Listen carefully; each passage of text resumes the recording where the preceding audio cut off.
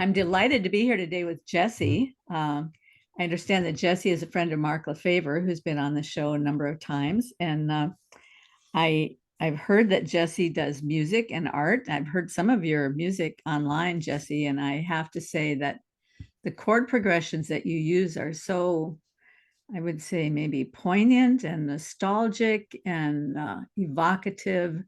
And it kind of makes me think. I had one of my guests that was on recently was from the YouTube channel Music, Meaning, and Mystery. And he talked about there's a certain kind of music that the shamans use to call a person home. And that's the way your music sounds to me. So dare I say it maybe even sounds a little bit liturgical? Is that going too far? Yeah, there was not that I've studied it formally, but that was one of the intents Uh-huh. uh was to have kind of write a modern sort of a modern romantic liturgic in a way, liturgy Mhm. and uh yeah, explore the idea of the call to the adventure or call of adventure, depending on where you sit with different um ideas or ideals. So Well, I can certainly see using that kind of music as a background to doing a lot of creative endeavors as well. So Jesse, we'd like to get to know you. I wonder if you could tell me a little bit about your background, how you grew up. It sounds like maybe you live in the UK. Is that correct? I'm in Australia, Sydney, In Australia. Australia. Okay. Yeah. So And so tell me a little bit about how you grew up, and then maybe you could talk about how you got to know folks like Mark and some of these other people that are in what we call this little corner of the internet. yeah. I'm between many different parts of sub communities, I think. So how did I grow up? That's always a I've been thinking about how to narrativize that in a short session here. So luckily both my parents are together. So they I have a complicated history with Christianity and Christian music. My parents are still pastors of a church over in another state. That's been a long and difficult journey for them, and it's probably affected our family quite severe with different trials, you could say. Uh, so I got into music at a younger age and then had some difficulties due to my dyslexia and kind of left it by and then went into things like drama and making films and just film in general. And then was still late high school that I picked up music again, picked up guitar, and then that kind of transformed. Um, yeah, the what I thought I was going to do in life. I no longer thought I was going to become the next Terrence Malick. I thought I was going to become John Carpenter, who's a film writer and a music composer as well. And so, yeah, I had a split in my sort of aspirations or dreams from a young age, and it's still stuck with me actually. Still have these push and pull tendencies between what is my potential, what can I do in the present moment, and what am I doing, and what do I want to accomplish. I've always had these sort of tensions within me. So yeah, in high school, I discovered a music program. My friend kind of gave me on the side, you could say, and yeah, that really changed what I thought music was. It changed what in particular changed was going from a technical aspect of music to a symbolic or a representative or a creative aesthetic sort of aspect. And yeah, that was early days of music technology on computers. That kind of gave me a lot of hope that maybe I could not just be the dorky kid in his bedroom with a guitar trying to sing songs about broken relationships or teenage angst or whatever, but something more and something perhaps that would serve a higher purpose or carry the divine spark. Uh, I got a scholarship eventually through a couple of different means to come do a Bible college over here in Sydney. So I've been here ever since that. Little did I know what accepting that scholarship would be. It was, yeah, I can look back on getting that scholarship and thinking, yeah, that's a happy moment. That for those 3 days I was glowing and with excitement and anticipation and hope. It was just after the global financial crisis had happened. So Mm. I lost a lot of money and a lot of hope then, of doing something outside of this smaller city that is Adelaide. So coming here was, yeah, it was like a big step and big sort of promise. Yeah, I would say the first year here was great. Nothing much happened, and then after that, there was a series of tragedies, you could say. If I could probably not go into everything, but I had a car blow up on me. I had many car accidents. I had a lot of things to do with cars that really gave me a lot of uh, pain points. And if I probably had experienced some depression before I'd come to Sydney. When I was in Sydney trying to pursue my dreams and aspirations, that was a really big test of faith in a lot of ways, a crisis faith. So yeah, you could say that there was a road of trials getting to where I am today and creating sort of the art that I want to keep putting out in the world and keep inspiring others with. Uh, so yeah, doing the scholarship that worked out well. Unfortunately, it was through a Christian Bible school essentially, so they had a creative arts program within that. And then due to the sort of tragedies and finishing that, I kind of left with a lot of debt and a lot of pain, and a lot of grief. Still stuck around in what was basically a mega church. Try to find my own place there. Did carve a, a space for me for a time, and then yeah, even that kind of tended to corrupt and alienate me, and feeling like I was at odds with a lot of the sort of cultural Northern Beaches aspects of Sydney. Uh, so that was its own sort of road of trials and crisis of how do I leave here when this has become my home. And sort of I think it's kind of kept me together as an institution. But it wasn't ultimately um helping me take the next step or in my life and in my creative journey. And I kind of got stuck. And I chose to be stuck too, which is probably the harder bolt for me to swallow. Mm. Uh, yeah, and so then in the middle of that, I released one album that's out in line called The Weight of Expectation. So that was my that's on Bandcamp. That was my sort of first step into creating something yeah, with a sort of more, yeah, I wanted to create Christian art that wasn't complacent, wasn't mediocre, that had an edge, you could say. Less on the rebellion sense of that, but more in the sense that um, there are many styles of genres and there are many forms of expression. But you could say if you wanted to create Christian art, I had not seen all possibilities explored of that. So I started, that was my first attempt to go, okay, what is this? That went kind of okay. I had sold CDs back then. That's a different era. Now we don't sell CDs anymore. You just dated yourself.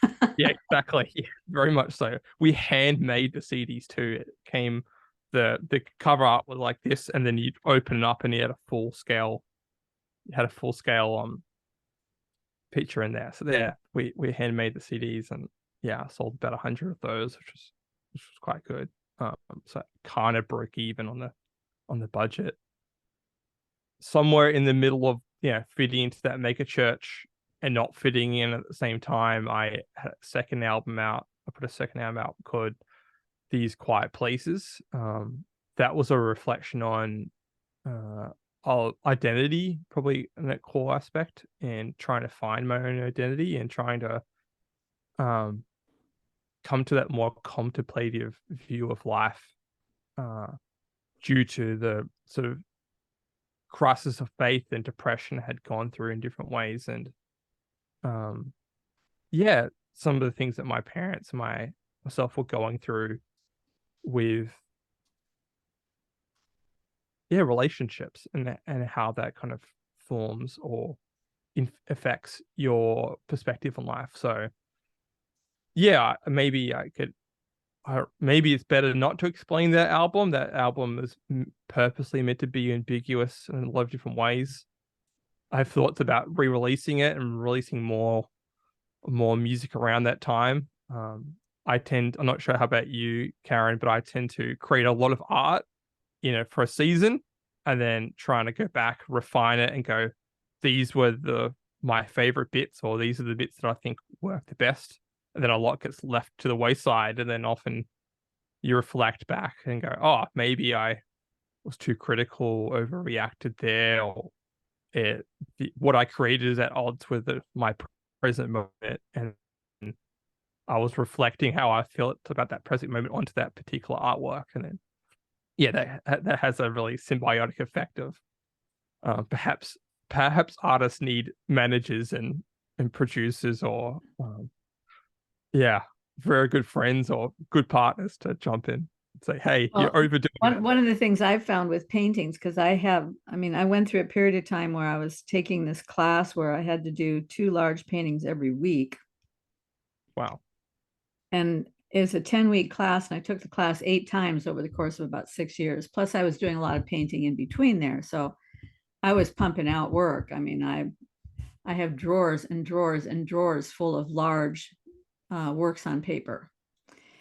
And there was a time when, you can't expect everyone to be a home run. And so maybe out of every 20 paintings, I get 4 or 5 that are good enough to show, and maybe 1 or 2 that are actually things that I treasure.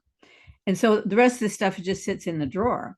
And a lot of it, I was kind of embarrassed, and I thought I should just burn it up or throw it out or something. And then every few years I go back and I look through that drawer and I pull out a piece and I go, oh, there was way more in that piece than I thought when I did it. And now I like it. So I can totally understand what you're saying. You're cutting bits and pieces out, but then you go back later and you look at the whole thing and you realize, wait a minute, there was some sort of a story in that whole piece. I need to understand that better so that I can move on with what's coming next. Or yeah, in my case, I've lost hard drives of material that I've written almost 3 times. I had a near scare halfway through halfway through one of my projects that I lost a whole hard drive, and that was that would be crushing. Yeah. That was luckily I was able to I got it all back, but that would have been, at that point of my life, that would have been, this is my life's work stuck on this hard drive, but why have I not copied it across multiple things and stored it under the sea, etc. So which I do have now. And probably still could. I've still thought about, hey, copying the copy of the copy and sending that to a family member and say, just make sure this never, because as with music production or any sort of digital production, you just end up with files, and then file management is a. So the album you sent me, was that your 3rd album? Yeah, 3rd or 4th album. Yeah. Oh, okay. Because the one you sent me is called Open Futures. Yeah.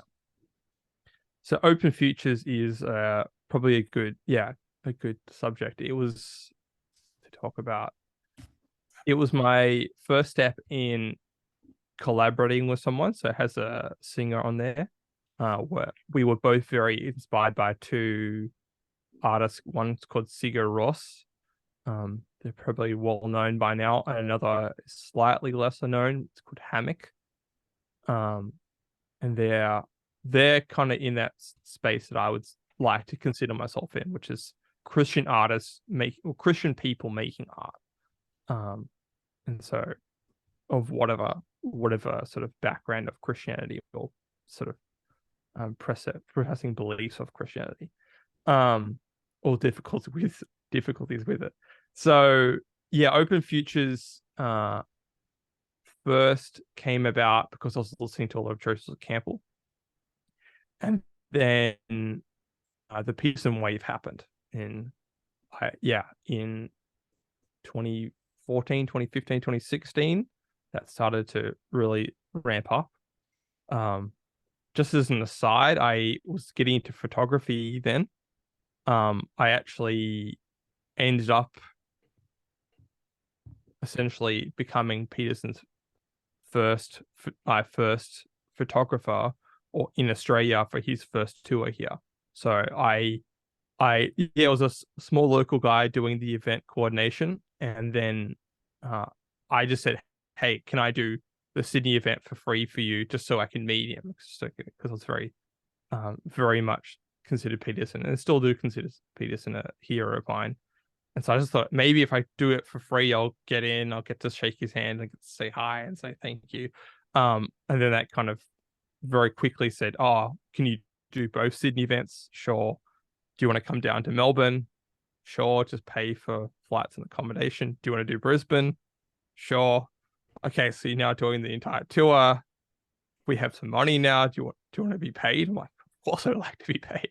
So yeah, that ended up being a very much a blessing and a miracle. And I still look back on that as a sort of a very, very much a blessing and a big insight into how the world works in some sense, where you see an opportunity, you've just got to go for it and make it happen, regardless of the cost. So that's what happened there. But it was also quite difficult staying up to 1 o'clock each morning, waiting for him to sign every book, which he did that tour. So I think I took about 4,000 photos, about 200 of them with just the event. The rest were all people just wanting their book, getting their picture with him. You got 30 seconds, moving the line, next person. So yeah, that was quite a journey there. That's kind of amazing. So that would have many benefits, right? You're honing your photographic skills, but you're getting to spend time in that arena, and I suppose you got to watch all those events as well. So you're getting filled up, your mind, your spirit, your everything. It was, yeah, and to see how different cities reacted with the same season, you could say at the same time, like it was same time, you maybe better way to say things. So he he touched on similar things between those 4 or 5 events, but he did it in different ways, and the crowd was different, and the crowd reacted differently, and you could feel that. You could feel the room have very different resonances on different topics. So Melbourne, he did essentially, he'd just come off the flight, he had a nap, he woke up, and he did the event. Like that was, and it was a 36-hour flight leaving Toronto, going to America, coming down to Melbourne. So now that was before yeah. he got sick, right? Yeah, it was just before Yeah. I got sick. That was just around the do you know the famous Kathy Newman interview? He just had done that. So he'd done England, gone back to Toronto for a week, gone into America, and then for like half a day essentially as part of the flight path, and then come here.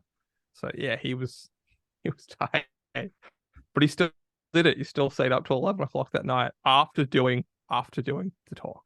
So But I that mean, it's was, probably all of that led to the burnout. And yeah, that sounds like a lot. Well, I'm glad it didn't have the same impact on you. yeah. One of the things that you said earlier, I wanted to touch on, you said one of the things that you learned was to go from kind of technical music to a more symbolic music. Could you flesh that out a little bit so that I understand what you mean by that?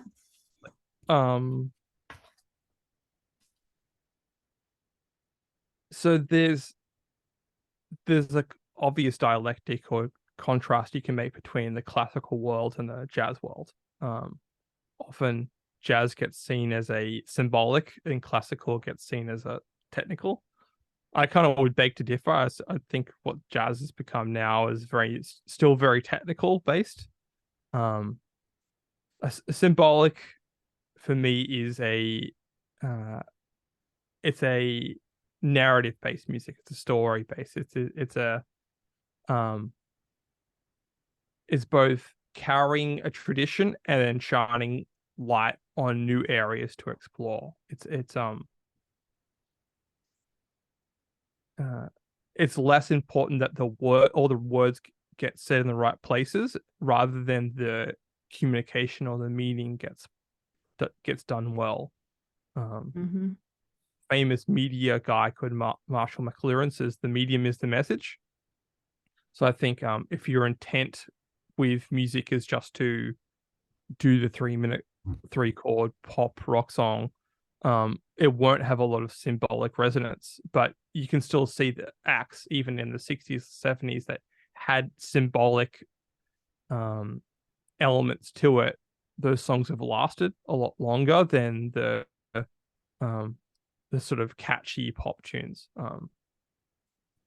Yeah, I you could, suppose you you could could say also look at that. I suppose you could also look at that polarity even within classical music, though, because it's perfectly possible to do classical music in a technically perfect way that loses the symbolic message of the classical music. And it's certainly possible to do art that way.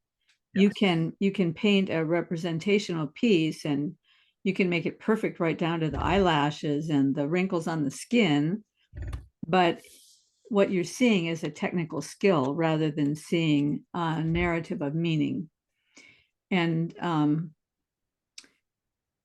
there's just a big difference in the way that the art is produced and the way, and well, with music, I guess it's not only in the way that it's composed, but also in the way that it is played back for people, right? I'm guessing you could take a purely technical piece, and then if you played it in a certain way, you could invest that meaning into it again. It's sort of more like you're working with concepts than with skill. Yeah, I'm not sure if you know this particular artist is a gentleman called Max Richter. He's a famous musician and composer. So he did a work called Vivaldi Recomposed. So he took the Four Seasons as a famous Vivaldi work and reinterpreted it in a,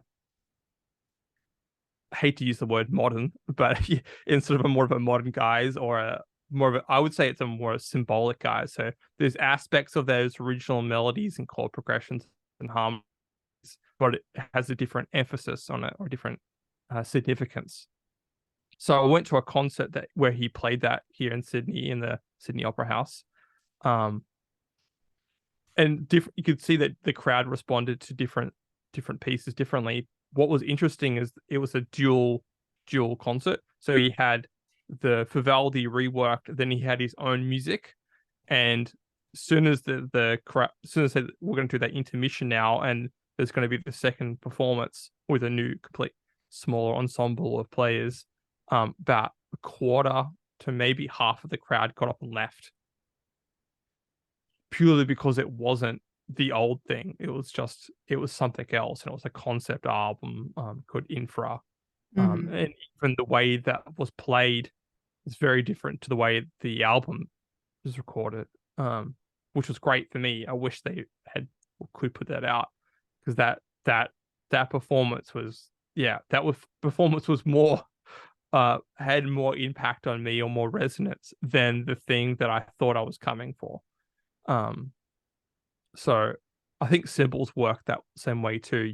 You think that there's a formal meaning, but often the informal meaning, which is a lot harder to conceive or to grasp at first, kind of stays with you or sticks with you. Mm. Um, Yeah, and I also think, and I know like Jonathan Peugeot is very conscious of this too, that if you start getting, if you start taking the symbolic meaning too far down and you start decomposing it, it loses all the loses all the yeah, meaning. it has to have an embodiment and a tactility. it has to have a visceral effect. Um, One of my arguments I don't know how to make well is that in some sense, all art is reactionary. It has to engage with you, uh, for me to be art, rather than for it to be content or creativity. I think art has to have which does play into a different side of different philosophies. But I think art has to have a emphasis. Otherwise, it's pointing to it's pointing to nowhere, or it doesn't. It points back to its self reflection, and at that Mhm. point, you can do that well. You can make a self reflection look really, really interesting, but um, what is it done for, and what's to tell us with that? That's another. I forgot to bring up that one of the other aspects that kind of came into writing Open Futures was John Vervaeke, which I have thoughts on and struggles with. What Um, was that again? John Vervaeke. Oh, So John John Vervaeke, Vervaeke. I thought you yeah, said he's the one with the the drums of Haiti. no, sorry, John Vervaeke, Drums of Haiti. That'd be a great I know, title. right? That's so So, funny. Well, before we move on to John Vervaeke, I just wanted to say back on the thing about yeah, self-referential okay, art and everything. I think I told you before we came on that my husband is in technology in Silicon Valley, and he's always talking about how if a company allows the engineers to drive new product development, most of the time they're going to drive themselves right into the ground because the engineers have ideas. They have all kinds of ideas, but it's typically an idea of something that really makes them think and they love this idea and they want to produce this idea, but there's no market for it. So if you don't, first of all, find a reaction out there as to what people need and what they want, what they're looking for, and then try to build that, you have no connection between the producer and the receiver, right? So I absolutely. think in that sense, all marketing has to be reactionary too. I mean, there has to be a connection between the product, the marketer, and the consumer for a product to have any Mm. life to it. Yeah, well, obviously the good stories last, right? There's an audience. There always is an audience for it. The Iliad or the Odyssey, uh, those are the stories that have come to us through millennia, and they still have a resonance with us today. So um, it's hard to say what determines that or the path that leads us to um, understand what makes those, like how to become in that sort of great works category. Um, Often it's the test of time, but often it does this story have I would argue a symbolic resonance that kind of outlasts or goes beyond the original intent. Uh, I so think there's also a side of that, though, as I rethink this a little bit. Um, when I first started doing art, I was way too dependent on the reactions of other people, mm, right? And if if I would submit it to an art show or something and it got rejected, I mean, sometimes there would be 1,000 submissions and only 100 people would get in. And okay, so I wasn't one of the 100 best. Okay. Or it could also have been, and I'm not saying this about myself, but a lot of people get rejected at art shows. It could also have been that the judge who was making the decision simply had a different category in mind when he was looking at the work, right? But yeah. even in sense of if it didn't sell, I would set it aside and think, oh, well, maybe this is no good. If I had an art show at my house and people come in and few things they buy, I have a tendency to think, oh, that must have been good because they bought it. These other things they didn't buy, maybe they aren't good.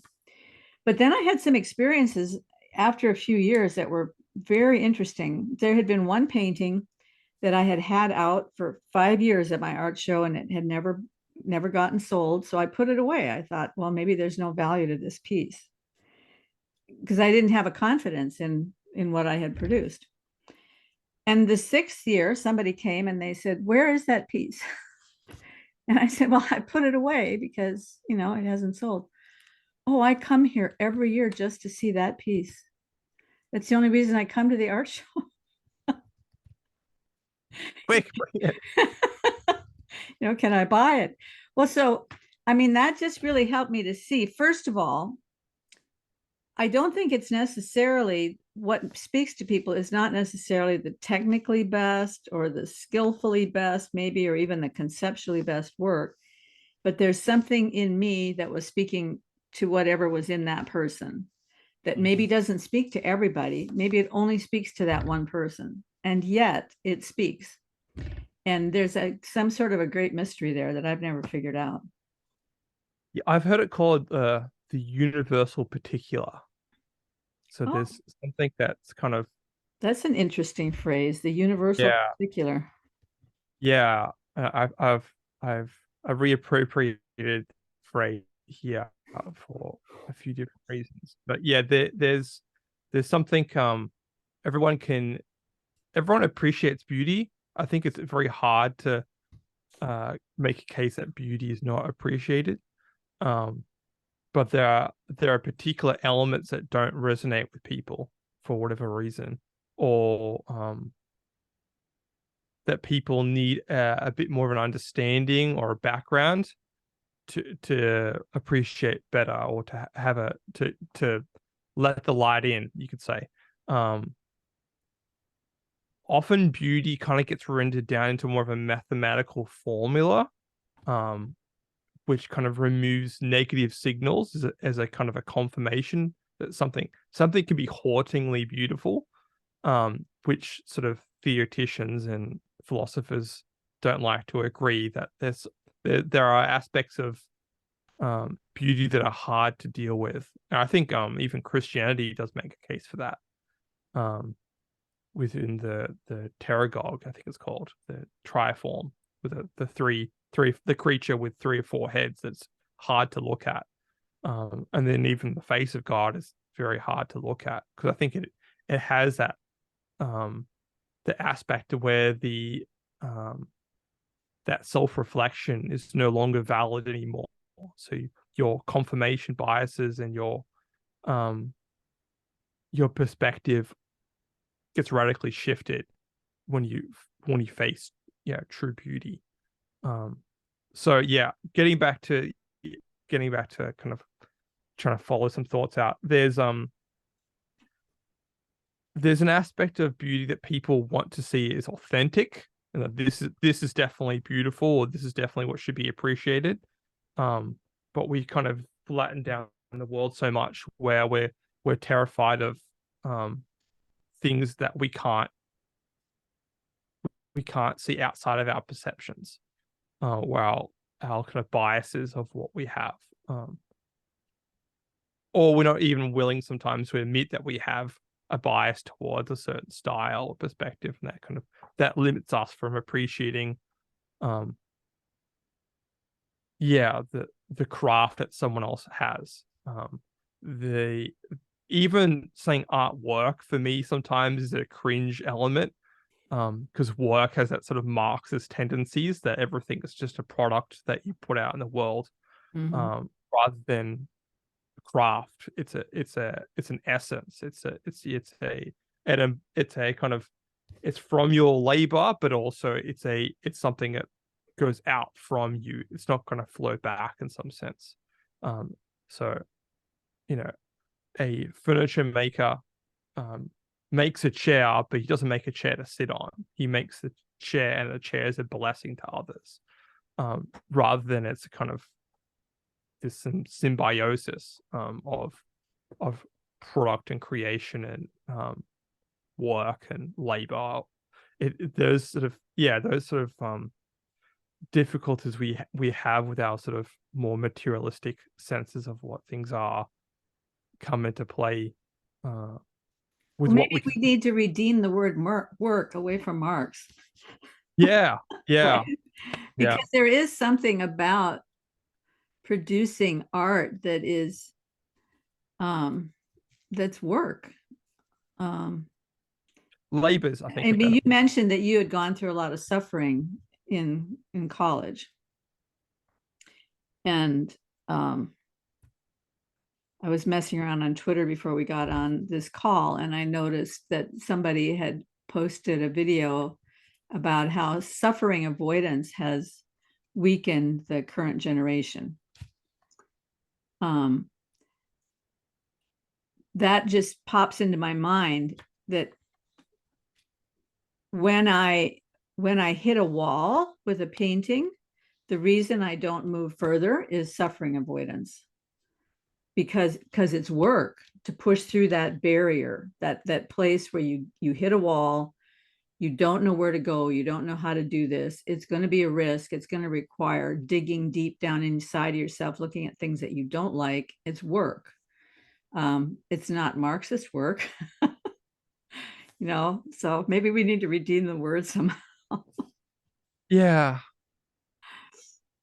Perhaps do you know Stephen Pressfield's work? Oh, there we go. Stephen Pressfield's I have concept of heard the name. art. I can't quite remember. It seems to me I looked him up a few years ago, but I can't quite remember. What does he do? So Stephen Pressfield wrote a book called The War of Art, which is a flip on the Sun Tzu book, The Art of War. So he's talking about aspects to deal with the inner critic. He gets a lot right. I don't think his solutions or his prognosis is good. I don't think his practice or his frame holds that much water um for that long. And he has admitted that. That's why he's written several books trying to going beyond that sort of initial frame of the how to deal with that inner critic, or he calls the resistance, where you find resistance and how to move past that as an artist. Or he's coming at it from a writer perspective of showing up and just doing the work on the page and to see Mhm. to see what happens. There's actually a better book, a better, an even better frame, I would argue, through a lady called Julia Cameron. Mhm. She wrote a book called The Artist's Way. Um, Yeah, I am familiar with her. Yeah. yeah, I hold that book in high resonance. I also Over, like the book Art and Fear by Ted Orland and William Bales, Orland and Bales. I've heard of that, but I haven't gotten to that yet. Typically, I get into those books when I'm in a bad zone. And I need something to kind of come over, Well, come over Art the and top. Fear is a fantastic book. It's very short. And if you don't have time to read it, I don't know if you're familiar with Dolly, that is hanging around this little corner. She did a great series reading Oh, the book chapter by chapter, and she has that lovely South African accent. So, yeah, uh, I've connected with her briefly for a couple yeah. times. So she just did a beautiful job on her channel, and that makes it a little easier to absorb rather than having to read it. But you really only have to read the first 50 pages maybe to get the drift. The last half of the book is more about marketing. But the Right. first half of it is what to do about the fear. Yeah. The way the Julia Cameron, the artist way goes about it is more of a process of navigation and kind of documenting where you are and being more, I guess, more pragmatic about what the next steps are, and constantly um being okay with the process of difficulty and managing that pain, rather than sort of diagnosing it and then going, oh well, here's a cure. uh she's far more, it, form a sense of like drawing out those aspirations and dreams and seeing if that potential, which is probably a concept that I have struggled with for a long time in my life, going, I'm someone with great potential, but how do I deal with that? I've gotten into doing abstract art like yourself in high school. I've, done drama and acting. I've, um, tried to start a photography business a few times, tried to make films, you know, kept a lifelong passion of music. Like, what do I do with all this potential before me, and how do I navigate when I'm in a season what those what those next steps are. I think she does that quite well. Because often we need to observe and believe. It's not seeing. We need to have the evidence that, you know, like you're saying too, about like people appreciating different parts of your artworks, and someone coming to you and saying, "Oh, I come here for that particular artwork," is you needed the evidence. You need to observe that that was actually resonating with someone. So seeing people come is one thing, but having that observation and that sort of evidence that you're moving in the right direction is probably more important than the belief. The belief is what drives you to keep going. But even when you emailed me and we set this up, you described my music, and that was like, oh, okay, like that was a completely different opinion and some great feedback, and that was quite inspiring. So yeah, I the other thing that's maybe happened, maybe this will be a helpful way to connect a few things. When the flat world, the 18th century onwards, kind of the monistic world came through, artists tended to become solos, and we tended to become autodidacts. So we tended to become less a part of a tradition and more a part of having self-knowledge, and self-expression, rather than being taught by a master or taught through a different school or being a part of a scene or a community.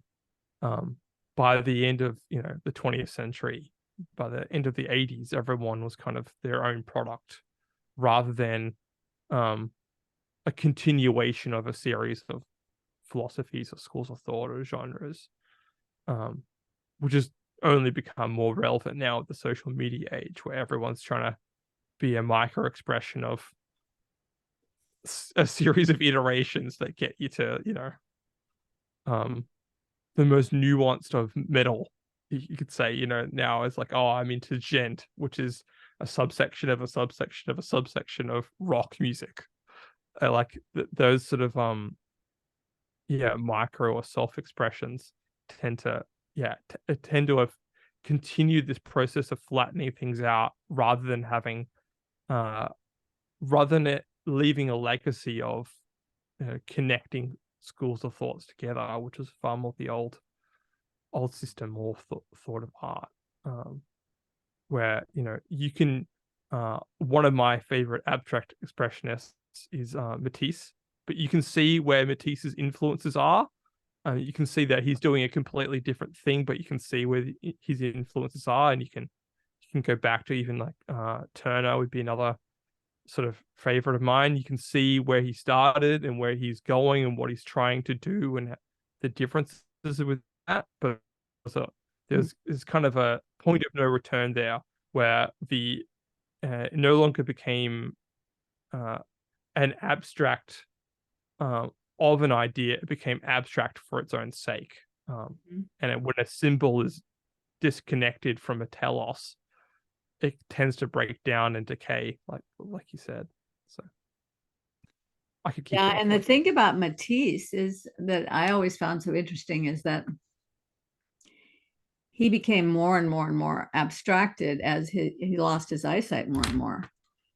And a lot of people looking at it today would have no way of knowing that that was what was happening. Yeah. But as his health went down and he could no longer take a canvas and go out in the field and look at a mountain and paint a picture of it, he started cutting things out of paper, laying in his sick bed, cutting things out of paper and mounting it on panels. So he was just continually trying to find some way to express what was in him using what was available to him. And yeah, there's something in that. I haven't thought it all the way through, but Neither have I. But yeah. I definitely appreciate, although there is this part of subversion of his works, and like, okay, it's fine. Yeah, again, it's appreciating the craft and less on the work, if I was going to stress. There's there's all that could be said about art and artistry. I'm just trying to think of the threads I'm trying to connect here. Even in Matisse there, we're going from art as an externalization into an internalization project, which gets into things like performance art, or even in Picasso, where he's starting to break down all forms, all sense of Plato's, or the Platonic vision. He's using symbols, but he's not like he's misappropriating symbols, and kind of distorting their the connective tissue that symbols have to one another. So you can think of the symbol of a bird, but then the symbol of a bird is very different from the symbol of an owl, and what an owl means, and the implications of an owl, and the spirituality behind an owl, and the different stories that have owls in them, have a thread. But what I would argue that Picasso was doing, and you see this in music as well, that connective tissue to go from a symbol of bird to an owl, and then the different ways owls are expressed in symbolic forms, those sort of links are slowly being subverted, or disconnected, or have muscle atrophy. Like they're disconnected from a body or an embodiment, which makes things more obscure and harder to deal with. So it's no wonder today there's such where people, and particularly Christians, they put up a wall towards art, because they themselves don't have that connective tissue to understand and to navigate between those things that they're resonating with for whatever different reasons, or things that it's impossible to understand at first. I think, you brought up Jonathan Peugeot before. He was, another great influence on me, particularly his brother's book as well. That book is a gem if you have the patience to sit there with it. Yeah, well, let's talk about that book. What was it about the language of creation by Matthew Peugeot that really spoke to you as being a gem? Is there anything that stands out to you? Let me see if I've got my copy here. Yeah, mine's somewhere up there too. For people who haven't read this book yet, this is it's a gem. Oh gosh.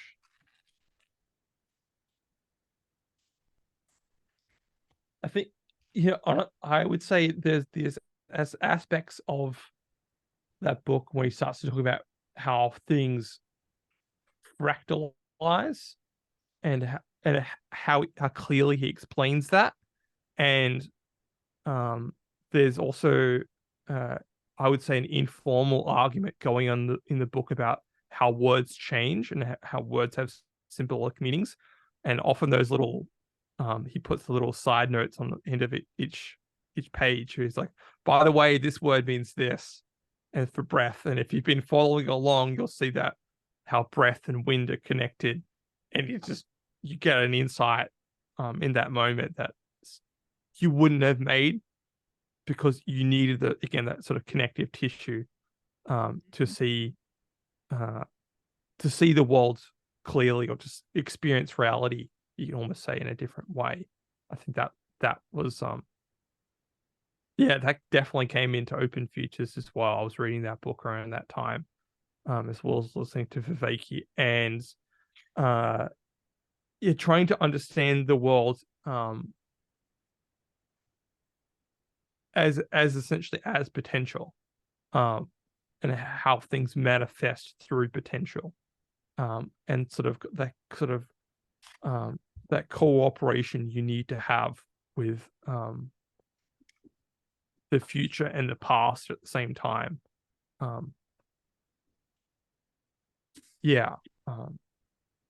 The other aspect, I think, for me, what I was going through when I was in a sort of crisis of faith when I was reading that book made me uh, maybe changed how I saw Christianity. I as a coming from a very theological perspective, and rather than saying that uh, there's okay, I'll maybe say it this way: there's a difference between story and narrative. Narrative is just a series of bullet points. Jeff went to the store. Jeff bought a coffee. Jeff went home. Rather than the story here is Jeff has had a tragedy, but he's still going about his daily routine. He interacts with people in the moment, but he now feels void and absent because of the tragedy. Jeff goes home and cries. Like that is a story. That has there's symbols in there, there's interactions, there's characters. But the narrative, which is often what theology reduces things down to, uh, it desacralizes the world.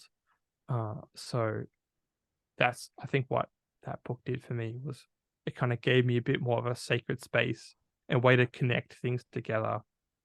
Well, it's when you said that, so many things bounced into my head. I mean, that's just a brilliant way of framing things, to say that the narrative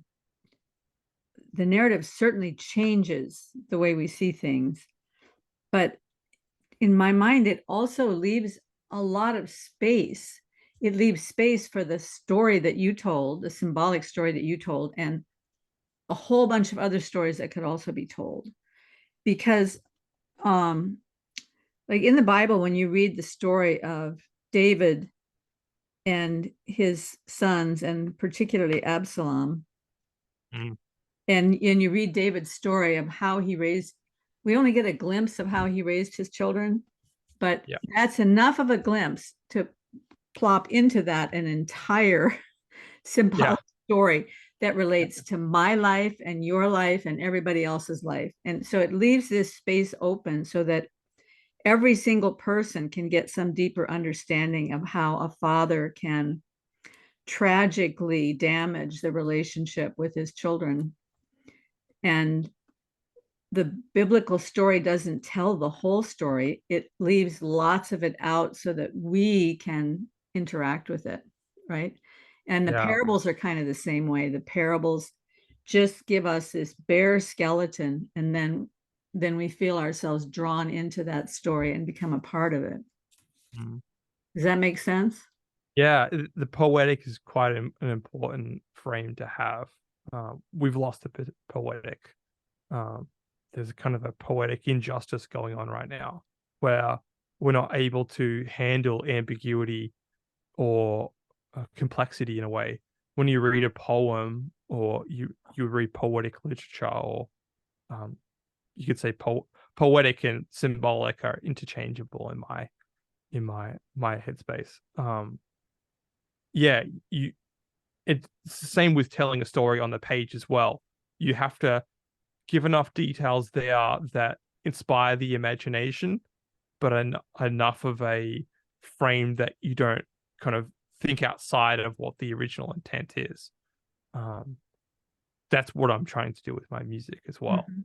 To give you enough, the chord progression, as you brought this like beautiful chord progression, like the chord progression for me is I don't think about it's a 1 5 6 4 4 6 5 1 or whatever the music phrase is. I'm thinking what does this do for me, and what will this do for others, and what is the feeling, and the what is this resonating with, and what other things am I healing, and do I need to actually write those melodies down and have them stated in that music, or can they just be floating out there that other people can sing along or participate with?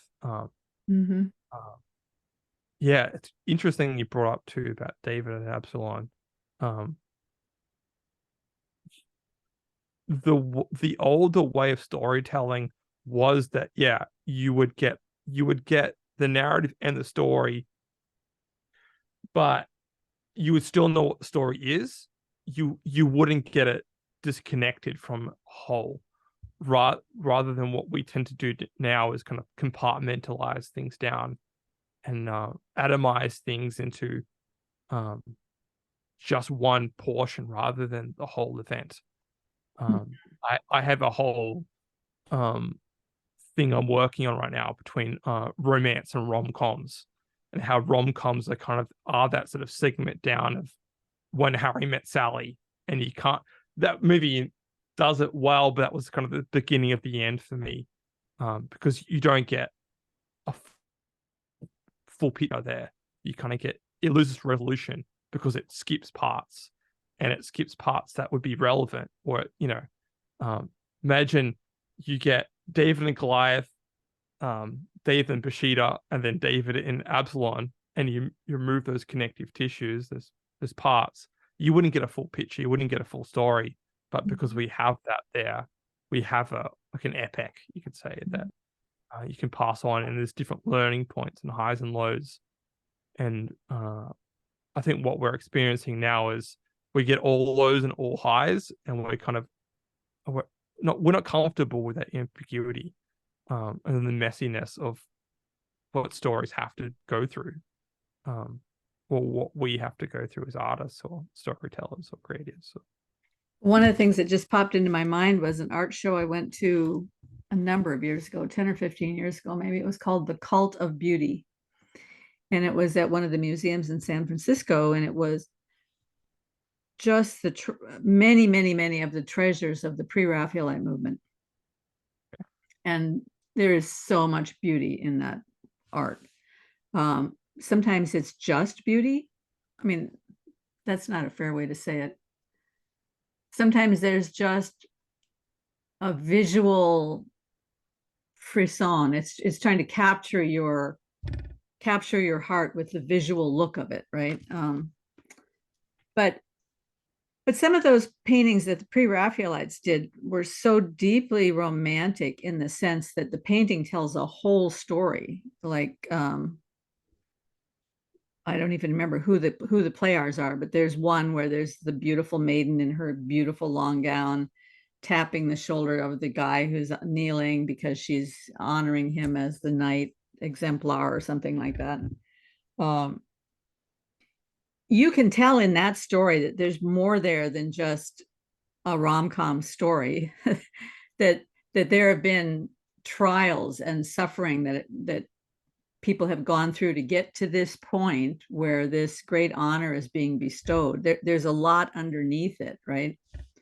But so much of what we see now, for a while, my husband and I, just for fun, watched every single Christmas rom-com that we could in about a 2-week period, one after the other. And there's like 2 plots, and every single story is the same 2 plots. Yeah. And it's just like, is it going to happen again? Is he going to be called home for his father's illness, and then his father ends up dying and he has to take care of his father's business? Or is she going to be called home because and then they meet somebody and then they fall in love, and it's pretty hilarious. I think there's also patterns of normalization within that. We've become kind of addicted to that certainty and want that certainty out of stories, or even out of music. I would even strongly say that about music now, that music has become a part of a predictive text or predictive pattern that people have in their head. They know that when you take the bass out of a dance song, you go through the chord pattern and you take the bass element out, you leave a space there. They want it to be filled, it be splush back in, and the bass is back in, and the place starts to rock and move again. That sort of you could say trick or technique has become something people are addicted to now, and to do anything other than that is to go against what is normal. And sadly, if you continually do that, to subvert that expectation is considered bad or bad. It's a bad technical aspect, rather than we didn't used to always have that element of dance music in this example, where people would be so programmed, or you could say, or be so addicted to that payoff, that catharsis, and perhaps I think if I was going to say anything to people trying to be artists or creators today, is try and find new ways to bring back that ambiguity where um, developments can happen that pique the audience's ear. Um, and often that's more subtle than people want it to be. Um, there's a great rule in fashion. I'm not sure if you've heard this rule, but you only need to change a garment by 3% in order for it to be considered new and fresh and to have the effect. If you change it more than 3%, people won't understand it at first, or it will be rejected. So, but that subtle inflection point often catches the eye, and it leads onto a new path. Um, so yeah, again, those high and low points, and not being able to, um, yeah, understand that there's a like a trap of authenticity there, that people want things to feel like they've got what they paid for, and that they're having an authentic experience, rather than um, fully embracing the uncertainty that that that they've signed up for. And you sign up for, like, when you play a piece of music, again, like, you, unless you haven't heard, you're hearing it for the first time, you're signing up for the uncertainty for what's about to happen. And then again, the modern world's kind of flattened things down. So we often repeat and re-listen to things and get comfortable with, oh, I know what, that progression of um, Miles Davis, or Miles, Marvin Gaye. We become like it. That becomes a no that people want to be reminded for certainty and for comfort. Um, I think you just explained a lot of myself to me because I probably noticed this when I was, I don't know, maybe even in my 20s. The first time I noticed it is I went to the movie Deliverance, oh, and I was there for about 10 minutes and I had to get up and leave. I couldn't face, I could tell things are going to go south, and they're going to go south in such a catastrophic way. I don't want to be there when it happens. And I can't divorce myself from, this is the fourth wall, suspension of disbelief, all that. I just can't divorce myself from that. If I once get engaged with the characters and the story, there's like a cord. Unless I get up and leave, I can't cut that cord. And I've always been that way. And I think from what you're saying, it's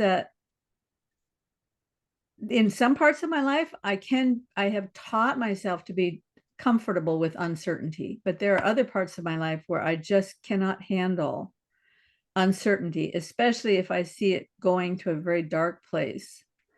And I don't know, does that make me a chicken? What does that make me, that I can't handle that kind of stuff, like a human. I What? think again is um maybe I The wasn't clear, Office. but Did you ever see The Office? yes, Yeah, I can't watch The Office because it doesn't, it's awkward. yeah, But it's not just the awkwardness. If I was in that situation and it got that awkward in real life, I would feel so uncomfortable for the people involved. I just wouldn't be able to handle it. yeah. Um, yeah. So what I was maybe gonna go back to is, I think the if that's that sort of pattern matching and needing to have confirmation that things are going the right end, there's also the complete inference of that, where people have become addicted to complete uncertainty and complete novelty, um, and a complete embrace of the shock, and it becomes the shock of the shock in some sense. The new shock of the new shock is it's actually a great, Robert Hughes actually put out a great art documentary called The Shock of the New. Then he put out a second one called The New Shock of the New. It was like how things kind of, once that novelty wears off, there, yeah, how do you get more feedback, or more reception, or more buy-in from an audience by being outrageous again or subversive again. So there's So both of those things. that's happening in the museums, Yeah. right? And that's happening in the music venues and in every place. Sadly, the Sydney Gallery here is doing a thing where they'll do a nice portraits gallery with a bunch of different portraits from different eras, and then they'll put up a photographic portrait inside of those painting portraits, but that photographic portrait will have subversive elements in it, and that completely changes the tone of the room and how you see the other works. You almost if it's almost like desacralizing or making the experience of that seeing those works kind of uh avoid it has that sort of alienation where you're no longer able to you're so affected by this photographic print that's kind of playing on the elements of other things in the room that you're no longer able to appreciate one of the other because you're just kind of put out by the um So it's like but it's almost like they're purposely desensitizing us. yeah, yeah, that's probably a good way to say it. My daughter and I went to this thing up in Northern California that was called a mystery spot. I don't know if they have mystery spots where you live. Um, if you don't know that there are other mystery spots and you think this is the only mystery spot in the world, it's pretty easy to get roped into it. They tell you when you go there, you pay a little bit of money and you can go out to where the mystery spot is, and they tell you that this spot has been looked at by scientists and nobody can figure out why it is the way it is. And, they tell you this whole big story. And of course, it's all bogus when you do it, but it's still fun. So you go out there and there's something wrong with the gravity. So instead of standing upright, you're standing like this. You can feel yourself leaning at about a 45-degree angle. And you're continually trying to pull yourself upright, grab onto something and hold on to it like you would if you were walking with magnetic shoes on the side of a spaceship or something. You're trying to pull yourself upright, but you just can't because the gravity is so strong. And like, so weird, and then you go back in the little hut and they say, oh yeah, the FBI was even out here looking at this and trying to understand what was going on under the earth at this point. And they're telling this whole story. We went back out again. We looked a second time because we knew there was a gimmick here, right? There has to be a gimmick. Well, so then you discover they've built the entire building in such a way that you can't tell until you're in the building that the building is off. The whole building is off. But when you're in it, you feel like you're in a normal building. And even the trees outside, they have grown those trees and guided the roots so that the tree grows in a certain way. And they have set up the water troughs where the water is running uphill. It appears to be running uphill, but that's because of the way that they have built the trees and the hill and everything else to give it the appearance of water running uphill. When you first see it, if you just let yourself into the experience, you're completely convinced. And I mean, I'm a very skeptical person, so I knew it was bogus. But even then, it felt very convincing. But it's kind of like what they're trying to do. Who are they? I don't know. Am I a conspiracy theorist? The world feels very disorienting. Yes. Yes. And that's what magic does. Like that's actually one of the you could say true intentions of magic is to put you into that disorientated state. Some would even call it a flow state. There's many critiques of the flow state. I'm neutral. I think it's a helpful concept to have. Maybe it's just my bias because I feel like when I make art, it does actually come from a sense of being inspired or being in a sense of flow, and it goes and it comes and you can't control it, and that's just my experience of it. I remember when we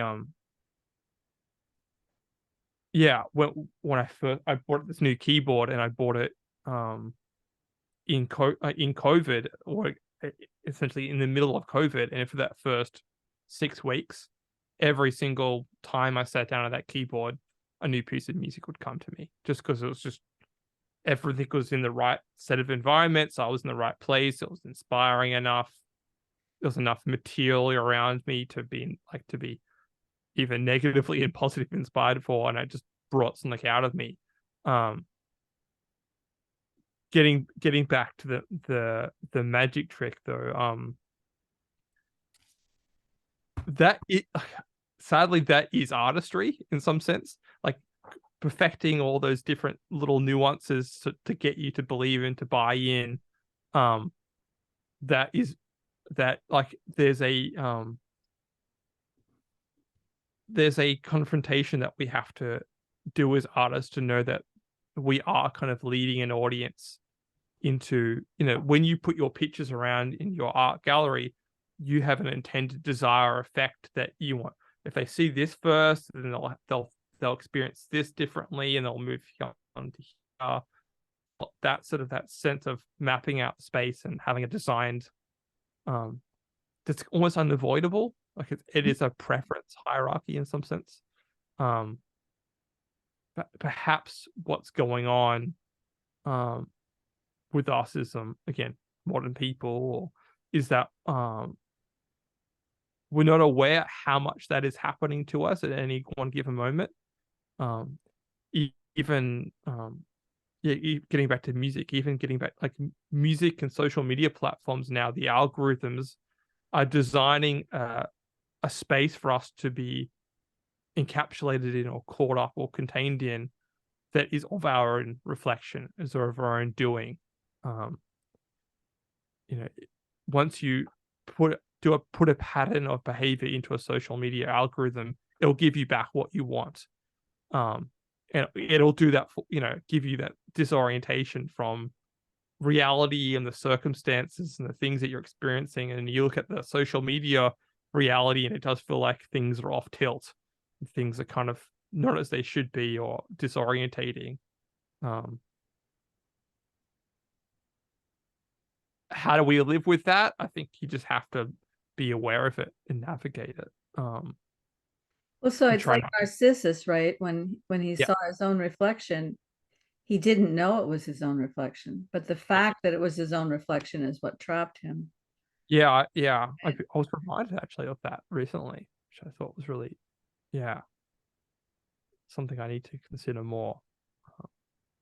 I thought you were going to go to the myth of Sisyphus there, where it's we feel like we finally understood everything, and we've gotten so far up the mountain, and we have a better perspective, and then everything gets reset again, and then you have to go through that journey of pushing the hard thing up the rock and getting a better perspective, and feeling like all your toils and your struggles are worth it, and then something happens, and then it feels for naught.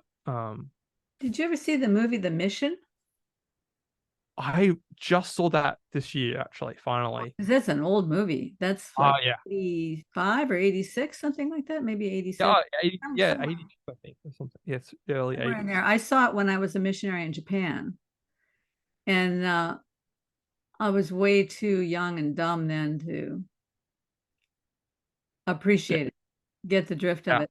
But that one scene in there where he's got this bunch of junk that he's dragging up the mountain. He gets all the way up to the top of the mountain, and um, you just want to keep yelling at him, cut the leash, just yeah, cut the connection, let the thing go.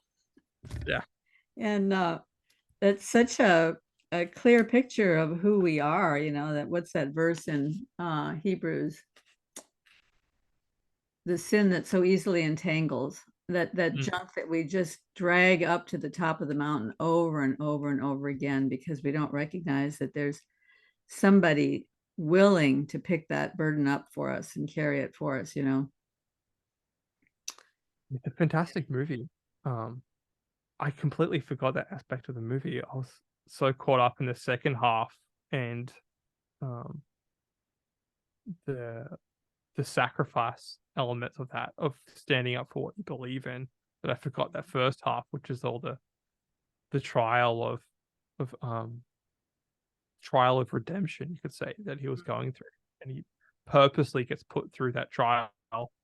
Um, only he can, in some sense, um, come to that point of resolution. Like it has to be, and I guess yeah. The more I think about this now, the more that's going to resonate with me. Yeah, often, often that weight of expectation or those boundaries or um burdens that you put on yourself uh have to be removed by you. Like they can't really be removed by others, and you have to do the hard work and not avoid the pain to, yeah, deal with it essentially. Like there's no other way. I think going through the pain is often, yeah, again, it's something we not, it's not just artists, but I think we as people living in this place and time tend to do, because yeah, we've lost that sense that um there is a tragic element of life, that things don't always go according to plan. Um and we are carrying those burdens around on us, and we just have to try and Well, get I it. guess what I was trying to say is there is a we have a friend who is walking with us on that path. And so whenever Jordan talks about struggling up the hill to the city of God, it's as though in his mind, um, we have to struggle up on our own until we get to the top, and then everything will be okay. But really, it's in the releasing ourselves into Christ's hand as we struggle up the hill, so that we're carrying that burden together, that um, that brings us the beauty and the pleasure of knowing that we're not alone. Um, I mean, at least that's the way I see it. Yes, Yeah, we it's can't get rid of that burden. Nobody else can take that burden from us, because it's like if you're a drowning man, they won't even try to save you if you're still struggling and kicking. It mm, isn't until you relax, and maybe you can't relax until you're almost dead. But when you relax, then they can come and they can rescue you. But as long as you're kicking and screaming, they can't rescue you, because they'll go down too, right? So when you're carrying this enormously heavy burden up the hill, like the guy is in the mission, he's the one that needs to hand it over and say, okay, this is too heavy for me. You have to come to that recognition. This is too heavy for me. I can't carry it by myself. Will you carry it for me? And yeah. In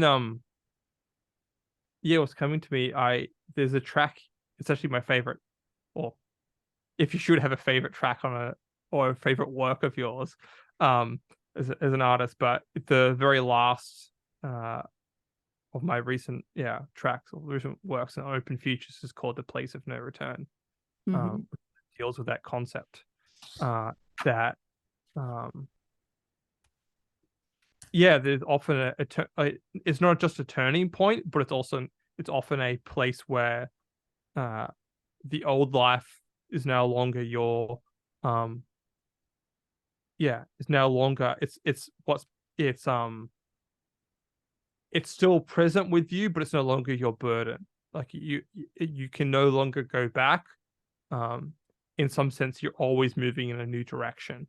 Um, the nuance to that is that you have to believe that being present to that is better than the becoming aspect of that. If you idolize the utopian state, um, everything being possible to you and everything being pleasurable, then you won't ever be grounded in the, so you won't be ever grounded in that, in the place of no return. You're not meant to stay there. You're meant to move on and be carried. Um, so there's that sort of tendency is something I deal with.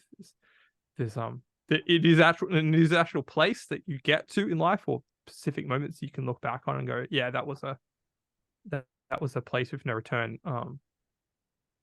But you can also never, you can't idolize that call to adventure or that leap of faith. Yeah, I was just having a conversation with Matthew, who I met at the Chino conference.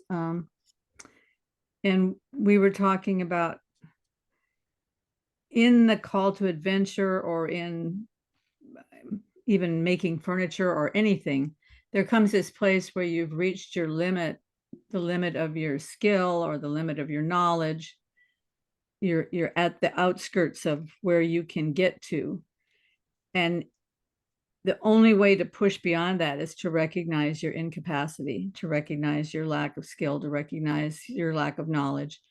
And Jordan Peterson always says that you meet the transcendent at the limits of your knowledge.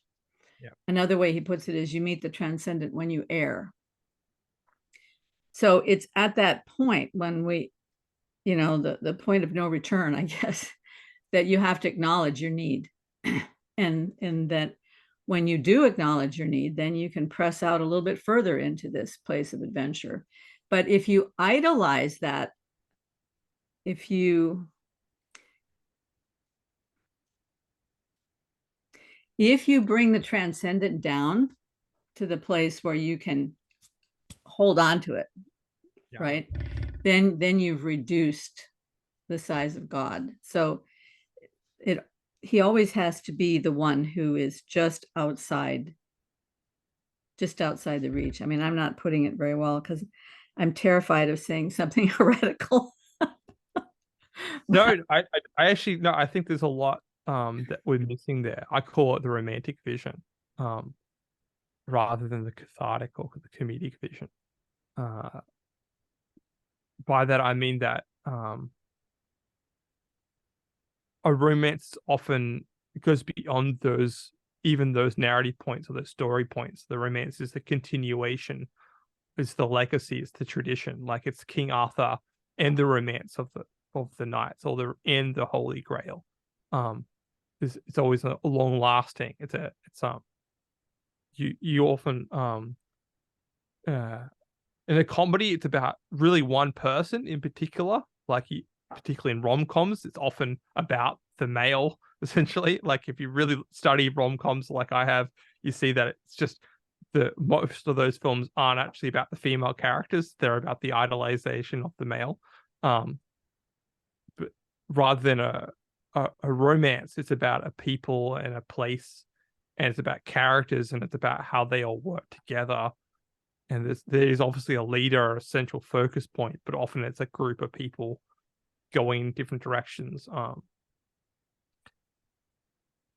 So yeah, that's that sort of romantic view is it's very hard to communicate across to people because it comes with so much baggage in what people think of romance, which is some things I've been trying to flesh out here is that having a place for tragedy and uncertainty is